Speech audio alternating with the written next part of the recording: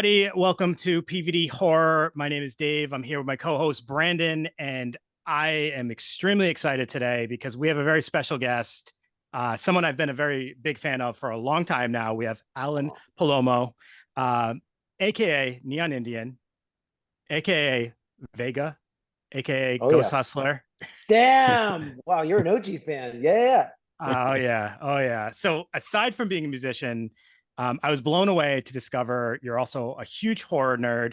And well, I don't know if I would say nerd. You're not a nerd fan. I think that's an astute depiction of me. I definitely I would describe myself as that for sure. If you like all things horror and want to get the best horror news, interviews, and reviews, Like, subscribe, and ring that bell to follow us and satisfy all your horror awesome. needs. So, one of the things that kind of drew our attention to you for our podcast, aside from what I mentioned about learning your horror background, was your latest video for the song.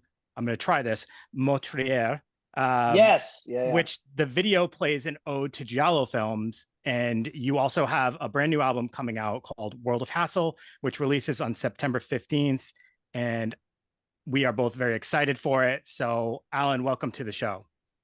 Oh, thanks for having me. This was a pleasant surprise because I never get to. I think the last time I got to talk horror films was I did like a little piece for Shudder maybe back Yeah. in like 2016, like when they were first kind of getting going.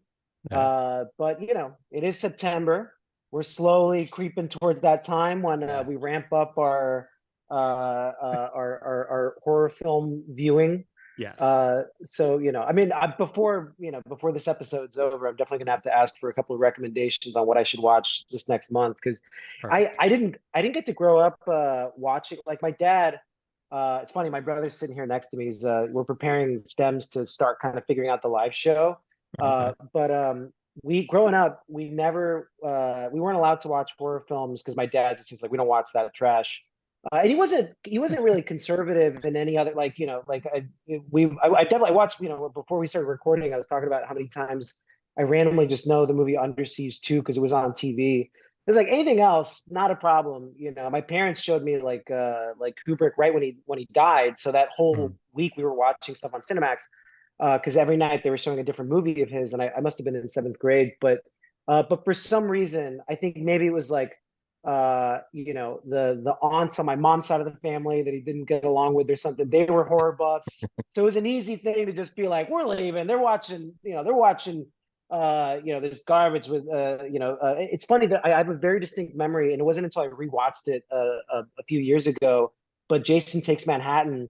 Yeah. I had images engraved as a kid because in Mexico you would go to a flea market, you would go to a pulga, and you would just buy a bunch of like bootleg VHS tapes.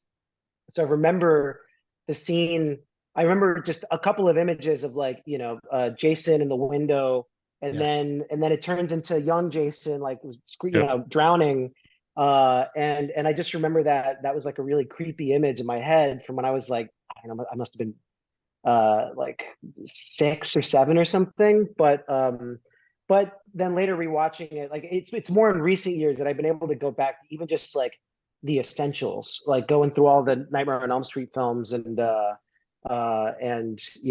mean most of the Friday the 13th. That one doesn't have as many sweet spots as Freddy, I would argue, and you guys are wearing dueling shirts, so you guys have a lot of opinions about that.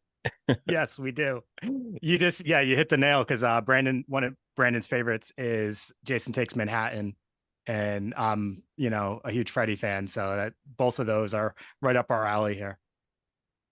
Yeah, the thing I mean I guess it's like I love the creativity of the Nightmare on Elm Street movies. Like the Friday the 13th stuff feels a little more procedural, but what I like about Jason Takes Manhattan is that once he gets to New York, and obviously to some extent it's for budgetary reasons, but like it's such a weird like abandoned fever dream version of New York, and it's not really until the very end that you get like the scene in Times Square, which you had to. But yeah, the fact that it's like Jason Takes Manhattan, the first two acts just take place almost entirely on that boat, and then when you get there, it's just, you're lost somewhere in like, I don't know, I mean, it must be like, you know, they must be like pulling up in like financial district or Yeah. something, and it's just Hmm. empty and silent and terrifying. Yeah. So interesting. And I'm going to come back to that later because I had something I wanted to ask you about one of your albums and kind of the vibe. But let me, before I do that, kind of ask you about your music in general, because my first introduction to you, I was trying to think of what year it was. So I looked at the first song I remembered, which was Deadbeat Summer. So it must have been 2009 when I kind of discovered Oh Neon yeah. Indian. And that made me kind of triggered me to like go to your back albums and like Vega, like I said, and Ghost Hustler. So I've been a fan for a while. And one thing I definitely can say is like your music's transformed over the years. And, from that album to your latest, some of the new singles that have come out, there's definitely like a transformation in sound. And like one of the things I guess I would ask you is like, how does that happen? Like, how do you stay true to like you as a musician, but also change the music so much and keep your fan base? I mean, it's interesting because like I'd say keep the fan base is relative, because I'm sure occasionally, you get those fans that are kind of hoping that we're hoping that everything I did after Psychic Chasms would essentially just be a sequel, a Sure. continuation of that specific sound. And I think especially because there were a lot of people that kind of came into it, in particular with the editorial narrative of chillwave already kind of projected onto it. So they were, they want that type of music because they want it to fit into the rubric of what they're into or what they were into at the time, which would have been like Tori Moi and Washed Out. Yeah. But I don't know, man. It's just kind of like I don't like being redundant musically. If I've already kind of done something, I want to do something else. And I also think that like, to me, I don't know. I mean, films have always been a big kind of point of inspiration with music. I was always kind of watching something when I was making, each of the records. And I remember the first one. I mean, I was like kind of ill-equipped for academia. I was studying film, and then I started making music out of a frustration that they wouldn't let you rent a camera until your third year. So, I went from a situation where like my brother and I had this video tech teacher who would let us borrow cameras, and we learned how to use Final Cut Pro. And so we were just making little movies with our friends. And then you go to college and you're like stuck. And I moved to Austin. I was like trying to get into the UT film program. I didn't have a car, so I was like missing classes. My GPA was like falling. And I remember I was watching like Strosek and Vagabond and My Own Private Idaho and all these movies just about Mm, these like, kind of these vagrants that are like yeah. losing, their life is like kind of spiraling out of their own control. And it became the playbook, like for songs like Deadbeat Summer and for the general vibe of Psychic Chasms. And then, second record, I was into all the cyberpunk stuff. I was really deep diving on like the Otomo like graphic novels and stuff, and then the third one, was kind of I predating The Weekend, by 2 years, but like that record for me was big. It was like a homage to After Hours, and kind of how like every director kind of mythologizes their own uh every director has their own vision of New York. Like Adrian Yeah. Lynn's New York is not the Yeah. Hmm. same as Spike Lee's New York or Yep. or Lynn Ramsey's New York. So that for me, it's always kind of had some curatorial elements. And I don't know. I mean, I feel like maybe like the diehard fans are excited to see, excited for me to kind of turn on a dime and change it up. Um, and this time's no exception. I mean, we're even kind of changing the name. I think that more than anything, just for the Yeah. logistics of it, has been the hardest challenge in terms of like keeping your fans, quote unquote, because it's all the algorithm, and it's been a very slow rollout of singles Mm, this summer. But putting out a record in 2023, I mean, as someone that hadn't put one out since 2015, it feels like your record's just like a chip on a virtual craps table that's just being gambled by a bunch of robots. Like Yeah. it's out of your control. yeah. So you've got your core gradient of fans that know you by name, they know all your projects and records, and then it slowly ripples out to like oh yeah, I saw him at a festival once, or like, oh yeah, he had a song in Grand Theft Auto 5. I played that a lot. And those are the people that just they might in the auxiliary kind of be aware of Neon Indian, but they're not actively like following you, so they don't, Yes. it might not make its way into their into their algorithm or whatever their kind of echo chamber is. So it's been like all hands on deck, just kind of, like just preaching the gospel, just being like, Yeah. if it's Neon Indian, it's myself, but we're changing the name. Yeah. Yeah. No, that's cool. So, movies and music are a big part of myself and Dave's friendship, which helped create this brand. We always send each other new artists and songs and films all the time. He sent me over a few Neon Indian songs a while back, and I definitely enjoyed your work. And like you just brought up, like with the Grand Theft Auto 5 soundtrack, I was like, yeah, I heard his music on that before. But who are some artists and songwriters that inspired you growing up that helped you create your sound? Well, it's funny. In the beginning with chillwave stuff, there was kind of an eventuality of like, I feel like it coincided with Ableton and on one side, and then all these people that were kind of coming off of that wave of like Bloghouse stuff in that era, like Justice or Yeah. Ed Banger Records and all that. And then all these people that were trying to make dance music for a minute then are kind of thrown back into the indie sphere, and like the other set of influences that were there, like Ariel Pink and John Mouse, and for me definitely like Jay Dilla, Okay. Madlib, just that style of sampling. um you know Eventually those two aesthetics were going to kind of merge, and I guess I was lucky that I got to be one of the first ones.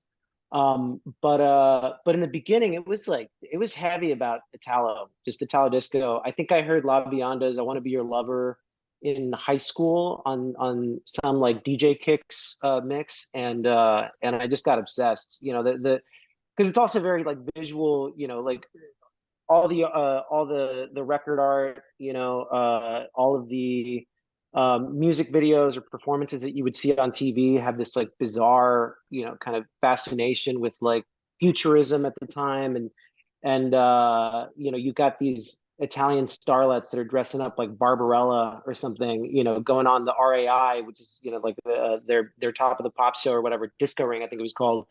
And I don't know why I was just like super infatuated with it. And certainly the first Neon Indian record was just like definitely heavy on the Italo.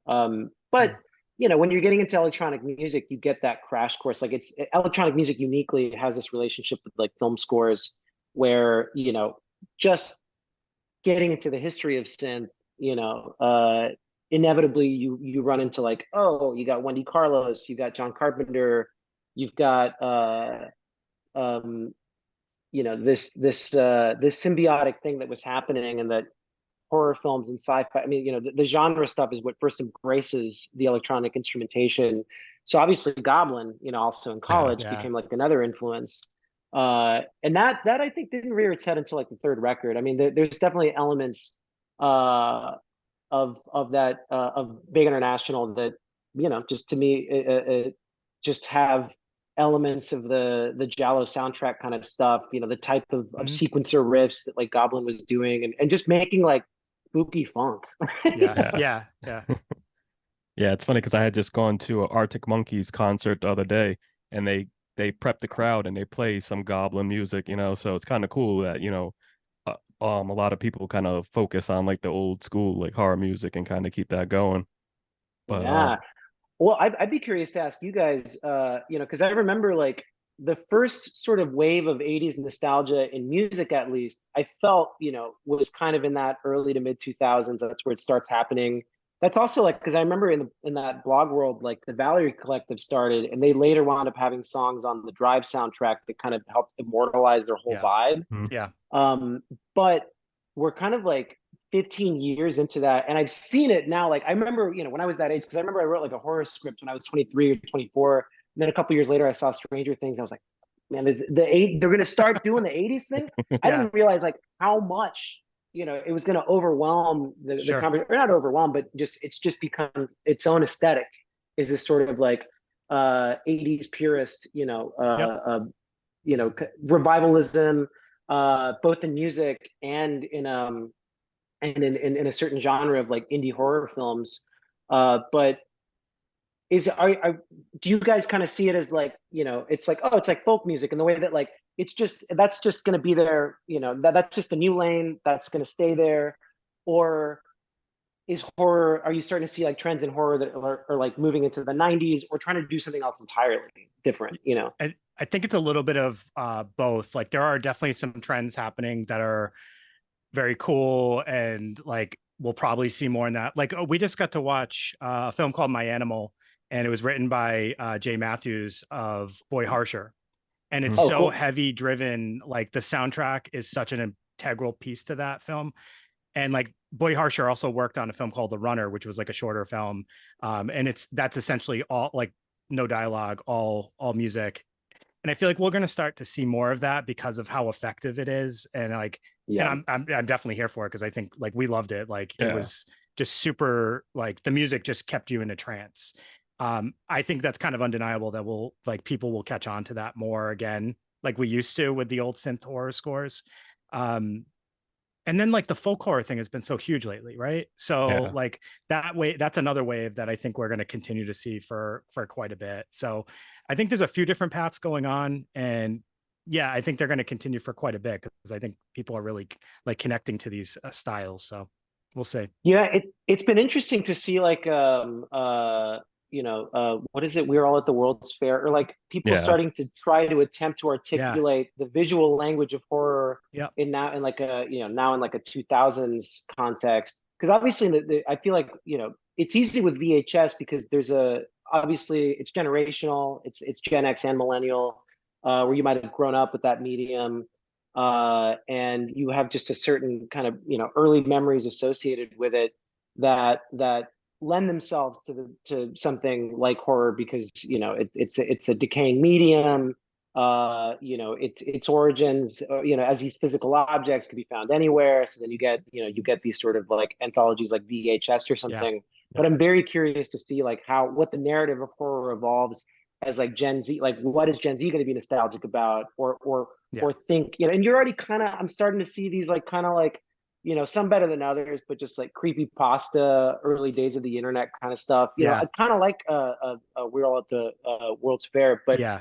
but yeah, it's strange when because in music that's such a big thing, is just constantly a nostalgia. The next generation comes in and then they start feeling nostalgic about the 90s, and then now we're in this like indie sleaze, like early 2000s, where you're seeing people kind of like dressing up like LCD Sound System again, Yeah. and buying digital cameras because they want to replicate like the early days of MySpace.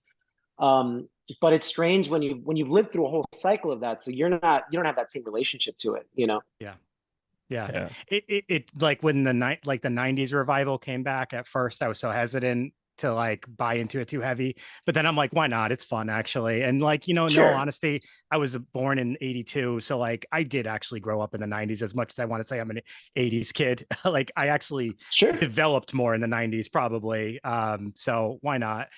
And like I kind of have the same feeling about early 2000 stuff. It kind of gives me like weird feelings because of the age I was at that time, but also like, yeah, there's a lot of fun stuff that's going to come out of that as well. Like you said, like early MySpace stuff and, all that. Yeah. So yeah, The it cl- just, the yeah, the clothes and everything are starting to make a comeback too, like yeah, the for baggy sure. clothes and everything like Oh that. my So God. yeah, Big Jenko time. jeans. yeah, Yeah, bucket hats. It's wild out there. It's definitely I mean musically, it's funny because I from the outside it looks like I'm very kind of just stuck in the 80s, but there's a certain, I think once you kind of dive down certain styles of music or just certain things that you're informed by, whether it be like fashion or film or music, um, you know, it's like the 90s didn't have quite as much. There's definitely a lot of electronic music in the 90s, but it's definitely geared more, towards that kind of 90s warp, like Aphex Twin kind of stuff going on, or you Yeah. have like the rise of like trance and electronica.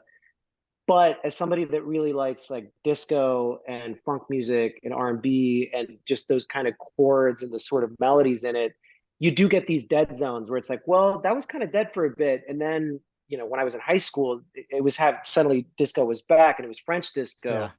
So there is an element of like, I've kind of sat through a couple of these sort of iterations where things you like kind of go in and out of style. So it never really concerns me as a musician because it's like I don't feel the pressure necessarily to like, wear baggy jeans with a bucket hat and like a tight top and like, start like wanting to sound like, like lit or something, because I don't, it's just not what speaks to me, Yeah. Yeah. And definitely on this record, the aesthetic of it visually seems informed by very more like kind of late 80s or early 90s European films where you've got these specific designers. You've got like Claude Montana or Thierry Mugler, or even stuff that shows that like I love like I love that Jean Paul Gaultier has like done costumes for multiple films, including like The Cook, The Thief, His Wife and Her Lover. And the same goes for like all those Takeshi Kitano films, like were styled by this guy Yoji Yamamoto. So that's why the Yakuza all looks so fucking slick, and that's the stuff I'm just like, yeah, right now, I don't know, I'm in my mid-30s. I'm getting into formal wear, Yeah. So Yep. my entry point, my access to it is just like when that stuff was kind of at its height. So yeah, it's weird. It's as you get older, you're like less kind of concerned with like chasing the Yeah. editorial trend of Yep. where things are going and kind of just more focused on refining the stuff you've already built on. Yeah. Yeah. So now your new album, World of Hassle, is set to release on September 15th on all streaming platforms. And on your website, you have some cool physical media bundles. What was it like working on this project and what makes it different from any of your other work? Well, I would say this time around, like I felt like I'd kind of completed a bit of a trilogy when I was done with with the last Neon Indian record, and I always kind of thought to myself like, yeah, this is going to continue. It's going to have to undergo some kind of aesthetic overhaul in order to remain interesting to me. But my feeling about it was just like, um, uh, they know your way around a synth. They've heard you do that for 3 records. Like, what haven't they heard you do yet? And this time it was really like, well, let's really like turn up the vocals a bit and sweat the lyrics a bit more and kind of. It's almost like, I mean, the going solo thing for myself is like, it's I'm kind of playing with this idea of the '80s male rock cliche of like having a crisis in your mid-30s and leaving your band. It's like Brian Ferry did it right after Avalon, and like there's this really strange and funny documentary about Sting called Bring on the Night, where he like just quits the police. He hires this like DC jazz band and takes him to a 17th century chateau to like write a record. So it's I being at that age, I'm kind of like, well, maybe this is a perfect time, if it's a tried and true formula, then at least like play with it in some comedic kind of way. And you get the record and the gatefold, and it's a whole kind of fictional publication with like I wrote like a pan review of my own album with this fictional like discography as if I had always been Alan Palomo, like in some Yeah. other parallel universe, and referencing records that don't exist.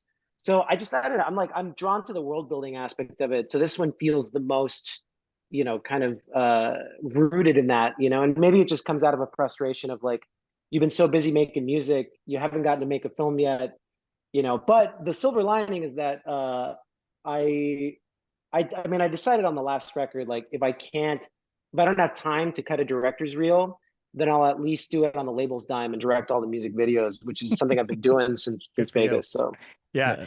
And it's so funny, like you said, creating your own world. Because one of the things with Vega International Night School, like I always felt like when I was listening to that, like I was, and you kind of referenced it earlier, like I always felt like I was on like this seedy version of like the New York streets. And you didn't reference these films, but this is what I was like connected to when I was listening to it. I almost felt like I was like walking the streets while like Basket Case is happening in this building and Maniac is like walking around. Frankenhooker. Yeah, like that 80s style of like dirty, grimy New York City. And like, yeah, I just always was like brought to that place, and it felt like I was in a whole world, and that's like the vibe I would get when I would listen to that. So hearing you like talk about the world you're building when you're building albums, and like there's like this story going on, or you're writing them while you're watching films. Like that totally connects with the experience I was getting. So I love hearing that. Awesome. Well, I mean, Henenlotter definitely was something I was watching around then. In addition to like, I learned that in my neighborhood they shot street trash.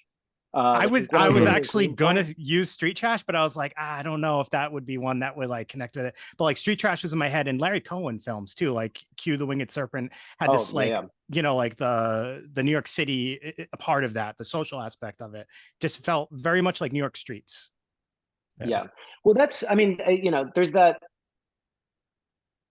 The record's also, that record in particular also has kind of like a helium kind of cartoonish quality to it that you would get from something like a Henenlotter film, and I mean, at least for me, it's like there always has to be some element of humor in it because I take the process of making music very seriously, but not, I try not to take like the products, like I try not to take myself very serious. So there always kind of needs to be some punchline in there, or some aspect of humor that's kind of like guiding you through it. Um, but that's awesome. I'm glad you hear those textures because yeah, I mean at the time I was like, I was also watching like that insane, what is it, 2019 after the fall of New York or something, the Italian ripoff of Escape from New York. Yeah. And I think it was in a DVD like package with Mutant Hunt, which just has so many great visuals. I think that was like my Twitter avatar for the longest time, is just one of the robots with his jaw like hanging off. Yeah. Um, but yeah, I mean, I definitely yeah, I definitely watch plenty of that as well. Awesome. Awesome. It's funny how you were just talking about how you want to like do your own videos and everything like that. Nudista Mundial 89 featuring Mac DeMarco made the Zane Lowe's Apple Music playlist. That's pretty big. I was able to check out the music video, and I just need to know, are you a big fan of Leisure Suit Larry? Like, Oh hell yeah, did you yeah. grow up on that? Well, the thing is, I wasn't allowed to play it growing up, Yeah, so so the music video is kind of like my imagining of what yeah, the game actually was. And it's funny, like when I was putting together the treatment for it, I was playing the third one, and uh, I realized like just how fucking impossible those games like yeah, were to play back in the day. You'd have yep, some dude playing, trying to like solve some riddle for 6 months just to see like a sliver of pixelated nip. Like the state of pornography was in a very sad state in the early 90s yeah, as far as computers go. But I wanted just like watching playthroughs just because after a couple of days I'm like, this is impossible. And I yeah, eBayed some like some walkthrough guides. So I watched a couple of playthrough videos and I realized like the writing is legitimately pretty good. yep, They're legitimately funny games. And Larry is like actually kind of a sweet character, when you sort of follow his arc, like he's like trying to find his true love, but he's looking for love in all the wrong places. yeah, But that music video, I kind of wanted to I tried to imagine like what would it be like if Larry arrived in Ibiza at the height of Acid House, like hmm, the European like summer of love, like in '89. So that was kind of like the prompt that I started with. It's like, all right, Mac and I will be, this sort of Chico and the Gringo, kind of like going to Ibiza, and his verse, I wrote him this kind of very like Jimmy Buffett parrot head kind of lyrics. And the music video was kind of like an overgrowth from that. no, okay. Yeah. Yeah, because it's funny. Like as soon as I seen the video, I was like, "Oh man!" It brought back memories because I used to play that game back when I was like in third grade, and I don't recommend anybody that's in third grade to play Leisure Suit Larry. But at Yeah, that yeah, time, yeah. I'm sitting there like trying to get this guy laid and stuff, and I had to like on a floppy disk. I think my parents didn't even know what they had. I just had a computer, and I think someone kind of like gave us some games, and so me and my older brother would play it, and so Oh like whenever they man. can, we would just like flip it out. I'm like, Whoop. nope, oh, we're just playing Doom. Right, right, right. Uh, but I love how you're also able to joke around with your fans and kind of like highlight how you've been gone for a while. Like on the album cover, it says he's back, but was he kidnapped? So what have you been Oh up yeah. to? What have you been up to with this time away? And how has it helped you as an artist? It's funny. It's like in the you'll read it in the pan review. But I made up some narrative that like held like an impromptu press conference after being let out of the trunk of my own car, and the writer is speculating that actually that this is like a desperate PR stunt, because he wants another swing on the showbiz merry-go-round. Uh, but I mean, what I've been up to since the last record, I shelved one album. I kind of got like 70% of the way there. Actually, you know what? Let me just get my uh laptop charger here because I realized I was like low on battery. I was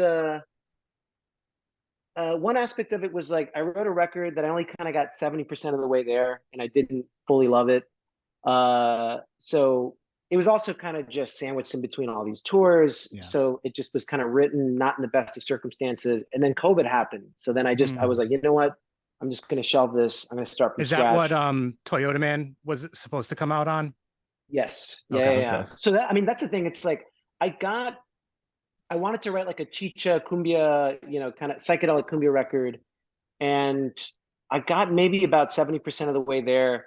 And I think that like I was trying to write, the prompt was too specific. And I learned that like at that time, like, don't give yourself lyrical prompts. Don't give yourself, just write and see what happens. And then later, you start kind of finding the thread of what you're making. But I think, my brother and I we thought it'd be funny to make like, to make an album just called The Wall and just have it be this, like Neon Indians, The Wall, and just have it be, this politically tinged cumbia record. And Toyota Man, I think, was the best example of the aesthetic and sort of the MO behind it. But I realized that like making a whole album just with that in mind was starting to feel like a slog. So I wanted to kind of like take a break from it. And eventually I want to go back and finish it. Because I haven't necessarily retired like the Neon Indian moniker. I mean, some of this depends, I guess, of whether or not Alan Palomo sticks. If this record falls on its face, then the next announcement you'll hear from me is a new Neon Indian album. I don't think that's gonna happen though. Just from the singles you've released so far, I'm like so impressed. Just keep listening to.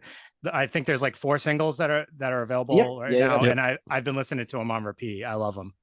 Yeah, Very cool. and on Apple Music, they all have stars next to them. So it's like when you see like a pre-order album or something that's coming out, you usually don't see a lot of stars next to like all the highlighted title tracks. So that's big. So congratulations on that.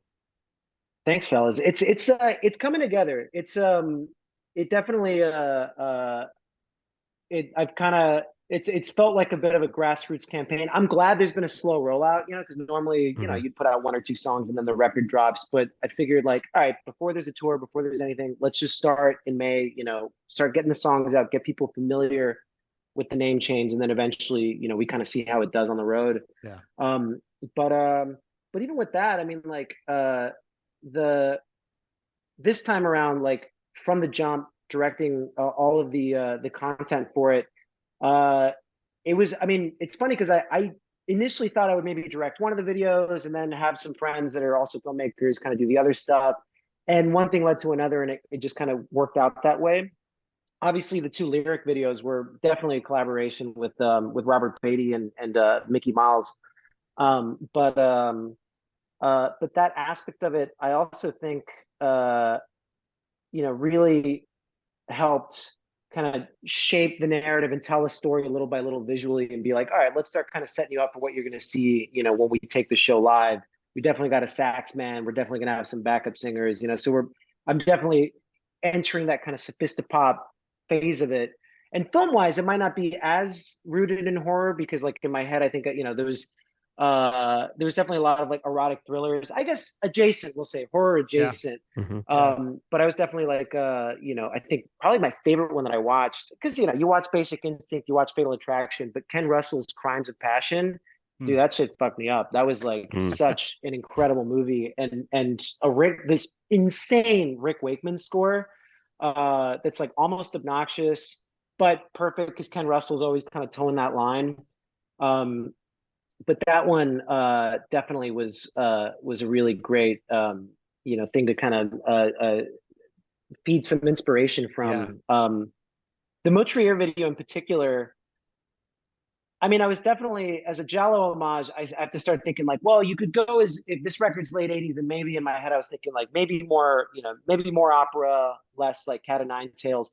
But as far as like the language of how he constructs his movies, I still just have to go back to the beginning with like, a bird of crystal plumage, Yeah. Yeah. and Deep Red, and those were like, he's just kind of the, Argento's like the king of inserts, Yeah. it's all the little details. It's almost like a Wes Anderson-y, like, fetishization of like the weapons and the details, the way that he registers information through inserts. Like that's the stuff I really, really wanted to try to get on the Motrier video. And that's the stuff that when you shoot a music video, you have the least amount of time to do, Sure. I also felt a little bit of like reference to Knife and Heart, which Oh have you, yeah. yeah, okay, like with like the costume that he's wearing, like my immediate thought went to Knife and Heart, but like which also is like, obviously super Oh inspired dude. by Giallo and Yep. a great film, and like M83 score in that one is awesome as well. So Well, it's wild that his brother made that film, that he has just that connection to the stranger side of French cinema, because it's like I feel like there's a scene, and I think it's it's the distribution company, Altered Innocence. Maybe they're a production company, but I know they got like Jan Gonzalez, but they also have Bertrand Mondico, who made the Wild Boys, and yeah, it's like legitimately like transgressive, like neo surrealist stuff that I'm not like. I get very frustrated with indie movies in the States. Like you go to Sundance and it's like it's just all looks so boring, and yeah, it's like yeah, we're competing with TikTok. We're gonna, we don't stand a chance. But obviously, like then occasionally you see something like like a Panos Cosmatos, like Mandy or something, and you're like, Yeah. okay, there's some people that are, they're wanting to introduce uh new elements into like what constitutes a film, yeah, like in terms of a visual medium, in terms of like yeah, obviously, yeah, I mean he's drawing stuff, from like heavy metal, in addition to these like grindhouse movies, um but I think that stuff's important because there's always like a disparity, and horror is one of the few genres that really gets to play around with that stuff. But like, you know, you have like video art world, you have music video world, you have animation, and then you have film all the way in this other corner, and they're still using like the same rules from 100 years ago, yeah, and it's very frustrating when it's like every indie is just like, it's well, we only got like 30 grand, so we're gonna do a thriller in upstate New York, and it's all gonna take place in this one house. And then like I feel like 70% of American indie movies is just like the upstate drama or the upstate thriller.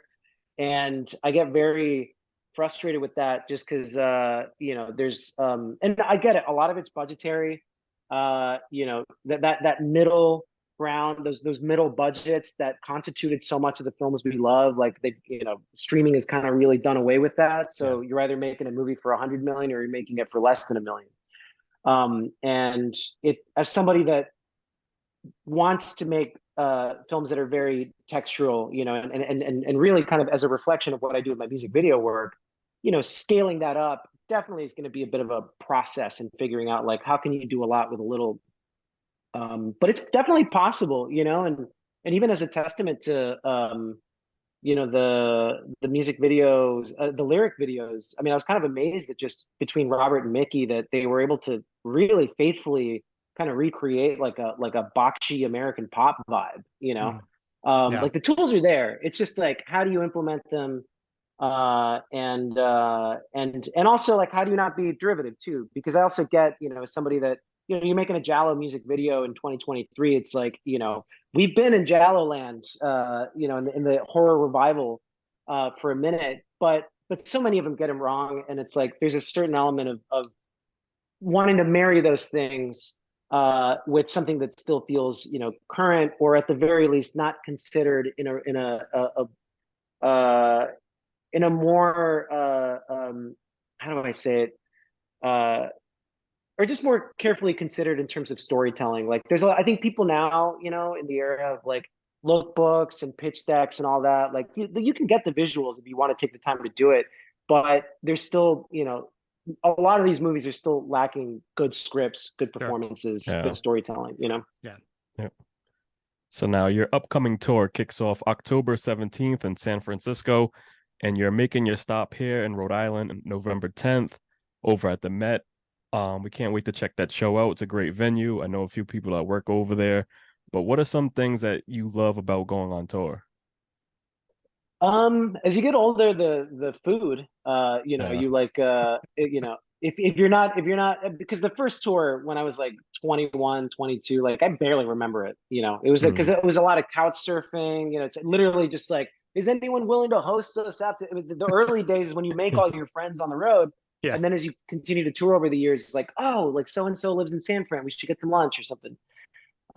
So yeah, it these days it's definitely like the food is nice. Having a little culinary tour of the states, and secondly, like as somebody that's kind of a studio rat, I'm always tinkering away at something, whether it's like a score project. And to answer your earlier question, because I realize I tend to kind of do You're this good. That's very good. rhizomatic way of talking, but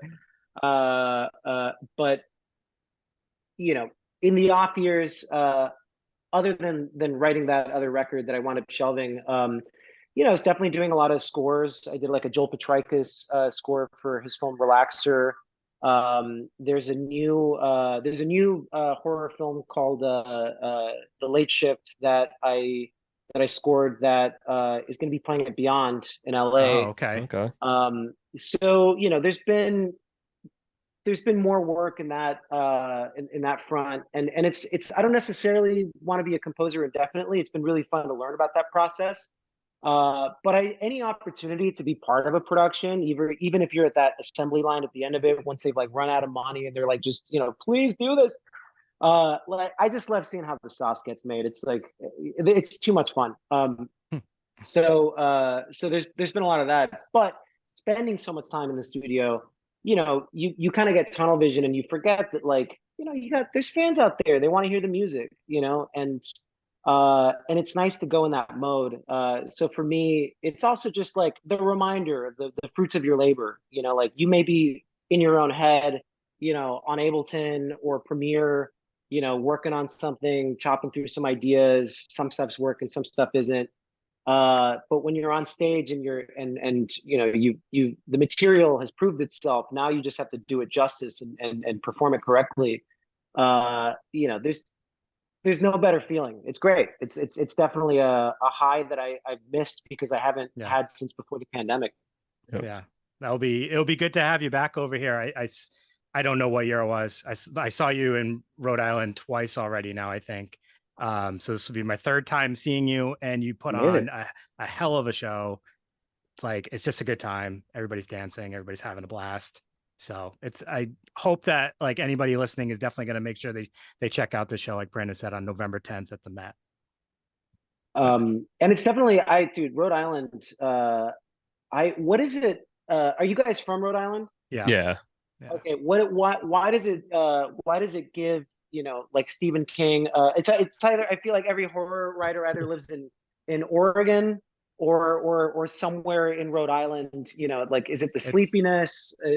What, it's just those New uh, England vibes, man. We get all Yeah. the seasons. So like, I just feel like and like Rhode Island in particular, like we definitely are really connected to like that HP Lovecraft. And I know there's a lot of controversy yeah, his yeah, yeah, yeah. past, Yep. but like there's also a lot of pride in the literary works that have come from him. And we also take pride in the fact that Edgar Allan Poe like walked through here and hung out with Wow. HP Lovecraft, for a period of time. So like there's roots here that I think people are really connected to, and I think it inspires a lot of different styles of work. So I think that has something to do with it. Plus, we're like the center of New England. Like we literally can go to Maine, New Hampshire, Vermont, Connecticut, Mass, like in a matter of hours. So I feel like we just get all the energy and vibes from all the New England surrounding states. Does the Yes. horror film community intersect at all with like the history of like noise music in Providence and just bands like Lightning Bolt? Interesting you say that, like, Yep. because I know Lightning Bolt has done some scores for like, or at least they lended some songs to a film that we had discussed on this. We are not cat. Are We Not Cats? I think it was. Yeah. Okay. But like there actually what's happening right now in this area is there's a large like uprising of like LGBTQ horror films, and like that community is really heavy over here, and there's like a local group of guys that we're friendly with that are, you know, making some noise here with their new Awesome. film Saint Drogo. We're actually going to be doing a screening of it here in Providence in a couple of months, so like that's been really heavy right now. And but yeah, to answer your question, I don't know the answer to that actually. I don't feel Okay. like it, but like there is definitely a presence and a scene for horror right now here, and yeah, we're pitching in wherever we can too, trying to make events happen and stuff like that. Hell yeah. I will say for the record, I mean, it's funny. My favorite Argento is actually not one he directed; it's one he produced. But just Demons for me is, you know, like Yeah. in terms of the Claudio Simonetti score, Mhm. and you know, you want to show somebody what like you know, what an 80s horror film should look like, you know, what it should evoke.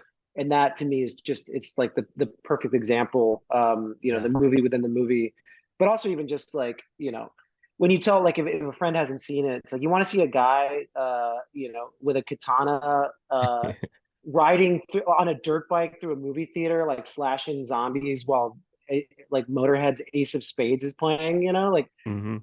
yeah, that's kind of, that's the stuff that, like, yeah, you don't get a lot of set pieces in indie dramas, but you can always go big and bloody, you know, Yeah. when you're doing an indie horror film. Yeah. Yes, for sure. So it was cool because I know you highlighted, you talked about it earlier when you did some work a couple years ago with Shutter. Shout out to Sam Zimmerman over at Oh Shutter. yeah. We had him on the podcast a couple months ago. It was cool that you were able to touch on films like Driller Killer, Class of Nukem High, and Demons. Yeah. So it's kind of Yeah. cool to see how you have how much taste you have in horror and see how it just goes out and just, you know, certain people, they get into horror, they're not really that big fans. They'll name some of like the big films, like the big Right. franchises and Yeah, stuff like yeah. that. But it was cool to see you highlight some, you know, films that like real true horror fans would talk about. So Yeah. Well, there's more of an intersection between it and between horror and art house than I think people realize. You Yeah. know, mhm. it's that's the thing. It's like, you know, you to celebrate horror films means to also like celebrate, like, you know, Santa Sangre and Angst, you know, which was another one I talked Hmm. about, or those places where, you know, I mean, a lot of great European directors, you know, like a Michael Haneke or Lars von Trier. It's like it might as well be horror, dude. Like it's quite close, and you know, Yeah. there's more than one way to skin that cat in terms of just completely disturbing your audience. So I find that that, you know, there's just too many movies that have like inevitably a place in in the lexicon, you know. Uh, but yeah, I'm trying to think of something recently. I mean, I'd snoozed on Ken Russell for a long time. I didn't realize just how talented he was because I watched Lair of the White Worm, Mhm. and that was one that just like, you know, it had elements of it that were almost as disturbing as like Matthew Barney, Matthew Barney or Paul McCarthy. That's what I'm thinking of. Paul McCarthy, like art installations where you're just like, Mhm. this was made by someone who's like mentally ill or like demented. There's just a certain kind of like flailing sort of manic quality to some of the visuals in Lair of the White Worm, that are beautiful, you know, Yeah. in addition to being kind of terrifying. Yeah. I have this love for the mumblecore genre. And it's so Mhm. funny, like giving a throwback to our first season years ago, I referenced the movie Lace Crater, which ironically Oh, you scored, yes. because at one point, and like part of that is, and I feel like maybe you might relate to this, like I do love like New York City films, like more about like the interactions, the people's lives. Like I find them super Oh, interesting, and totally. mumblecore is like so like ingrained in that, just like the everyday mundane life of New York City. And I think it's because I never lived there, so for me it's very foreign, but I'm just like fascinated by it. But then it started to like cross over with like horror mumblecore, which I talked about probably way too many times, and I'm sure like Brandon and some of our guests are like sick of hearing me reference it. But like that was, when I watched it, I don't even know what made me watch it. Actually, no, it kept getting recommended because of previous films I watched, and some actors like Lindsay Burge is, I think, in that, and I Oh think you've yeah. worked with her on another film that you did. But what like got you into that, and like is that a genre that you also connect with because of your love for like I don't know, like grimy New York City and stuff like that? There's elements of it. I mean, you've got different schools of it. Like I think of like Frownland and stuff that very much so feels very like New York 2000s, Yeah. Yeah. And in part of that, I mean, it's just like the filmmaking community in New York is very small. So like when I wanted to make a short, I my roommate at the time had a friend who was, he was just like a line producer working on indie stuff. And he was at least interested enough to just kind of like, yeah, let's start reaching out to some friends and some people. And it was just on a whim that Sean Price, Williams had agreed to shoot it. So with that, I realized that then like, oh, the Venn diagram started eclipsing of like, oh, I met Lindsay on Lace Crater. So she was, one of my first picks for that short. And I knew, I was kind of connected to Lace Crater with the director Harrison, whom I knew since high school. He was Okay. we were competitors in speech and debate. Which is if you didn't need any more convincing that I definitely come from a nerdy background. There it is right there. But yeah, I mean, I'd already met some of these characters, and then it just slowly, it was then that I realized, like, man, like, yeah, indies that get made in New York are all being worked on and helped, with, and just there's just collaborations that are all Yeah. around the same, really just kind of like 50 to 100, people. And there's a lot, and some of it, some of the collaborators there go way back, some of them like Larry, last name Vicendison. I hope I'm saying it correctly. But he had made some horror films in the '90s, and was also in Kelly Reichardt's like first film. So there's actors and people there that have been around since those earlier iterations of Mhm. like of New York filmmaking. Dating back to like no wave era stuff. Okay. So it's cool that history is there, and that New York is a city that has enough texture to give you these kind of mumblecore type characters, or it at least like proves that you don't need actors necessarily to make a film. It's because the characters there are so sort of pronounced and specific that you don't necessarily have to give them a script. You just have to give them a prompt or a Yeah. scenario, and just kind of let them spin their wheels. Yeah. So I know that recently you appeared in a film, was it Jethica? And Oh that's yeah, yeah. and that I believe premiered on Shutter or Screenbox. I can't remember which one. It might have been Screenbox. Is that correct? If not Screenbox, I thought Fandor might have premiered it. Okay. Yeah, I Okay. know, but so you had Well, actually, no, it was also picked up on Shutter, I think. Yeah. okay. I knew it was one of them. So that something you hope to continue, just like your involvement with film in that kind of realm too, like maybe acting, maybe having like larger roles in the future? Yeah, I mean, I'm definitely open to it. Not a lot of people know this, but I was like I was a child actor. Like in middle Okay. school, I was in a Fairley Brothers film. Not one of the better ones, but Which one? I think it was The Ringer, So they're with from Johnny Rhode Island. Knoxville. No, we know. Yeah. So they're Okay, from yeah, Rhode yeah, Island. yeah. Yeah. They actually are from my town. My best friend growing up, his dad went to high school with the Farrelly brothers, and he's appeared in. They've had like little guest spots in like every one of their films because the Farrelly brothers keep all their friends super close. And they have them like, but except for that one, because I think that one was like I don't know if it was like a bigger production or what, but like that was one that didn't. But yeah, very I, well, familiar I with The Ringer. Yeah. Hmm. I play one of like Stavi the gardener's kids. So it's like Okay. I'm the one that gives like the Stavi goodbye. But it's funny because I remember it was like I mean that was in Austin and I lived in San Antonio at the time, so I did a couple of commercials and things like that. And then like speech and debate kind of ruined the way that I talked, so I couldn't really get roles of my age anymore because I was just like I just started talking like Elliot Gould or something. And either way, by around that time, I realized that most of my interest in film was more behind the camera. But, I mean, as somebody that's putting out a record, but also working in other mediums, like there is this kind of, who knew that these Gen X characters like Miranda July or Vincent Gallo or, like these people Yeah. that kind of have to do a little bit of everything, that is sort of the new model for survival, Sure. is that it's like in this kind of fucked up like meme or die economy, like you got to be able to You know, you got to be able to film it, edit it, color it. You got to be able to act in it. You got to be able to write the music. You got to be able to, you know, and I think, you know, if I could be in this world where I can oscillate between like, okay, I come back to music when I have ideas for it, when I want to do it out of the joy of it. And I'm also, you know, collaborating on film stuff, whether it be acting or composing, but also getting to direct, you know, films like that. That would be an ideal world, you know, and Awesome. part of even just going by my name now is bred out of the desire to do that, you know, is basically saying like, let's just put it all in the same house, you know, because it's not going to be directed by Neon Indian. Let's just, you know, so let's just start calling it, you know, Alan Palomo. Yeah, that makes a lot of sense, actually. So, yeah.